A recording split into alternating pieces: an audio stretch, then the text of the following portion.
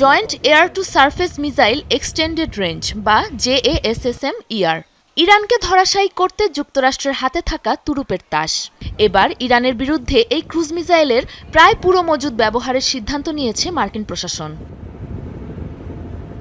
গেল মার্চের শেষ থেকেই যুক্তরাষ্ট্রের গুয়াম, জাপান ও দক্ষিণ কোরিয়ার মতো প্রশান্ত মহাসাগরীয় অঞ্চলের ঘাঁটিগুলো থেকে প্রায় $1.5 মিলিয়ন JASSM-ER ক্রুজ মিসাইল সরিয়ে নেওয়ার নির্দেশ দিয়েছে ওয়াশিংটন।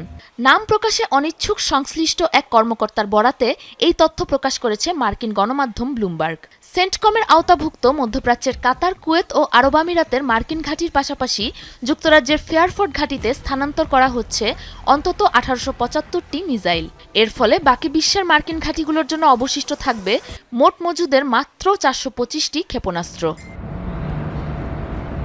গেল এক মাস ধরে ইরানে অভিযানের জেরে টান পড়েছে যুক্তরাষ্ট্রের দূরপাল্লার বিধ্বংসী অস্ত্রের। এরই মধ্যে ইরানে হামলায় ট্রাম্প প্রশাসনের খরচ হয়েছে 1000-এরও বেশি JASSM-ER মিসাইল। এদিকে বছরে সর্বোচ্চ 396টি মিসাইল তৈরি করতে পারে মার্কিন প্রতিরক্ষা প্রতিষ্ঠান লকহিড মার্টিন।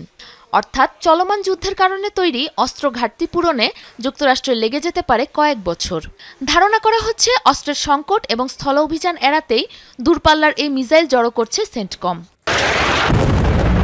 প্রতিপক্ষের রাডার বা আকাশ প্রতিরক্ষা ব্যবস্থাকে ফাঁকি দিতে বিশেষ স্টিলথ প্রযুক্তিতে তৈরি করা হয়েছে এই মিসাইল, যা 600 মাইলেরও বেশি দূরের লক্ষ্যবস্তুকে পরাস্ত করতে সক্ষম, যার ফলে ইরানের আকাশসীমা থেকে অনেক দূরে নিরাপদ স্থান থেকে হামলা চালাতে পারবে মার্কিন সেনারা। শুধু তাই নয়, ভূগর্ভস্থ বাংকার কিংবা যে কোনো শক্তিশালী সামরিক স্থাপনা ভেদ করে বিস্ফোরণ ঘটাতে সক্ষম এই মিসাইল।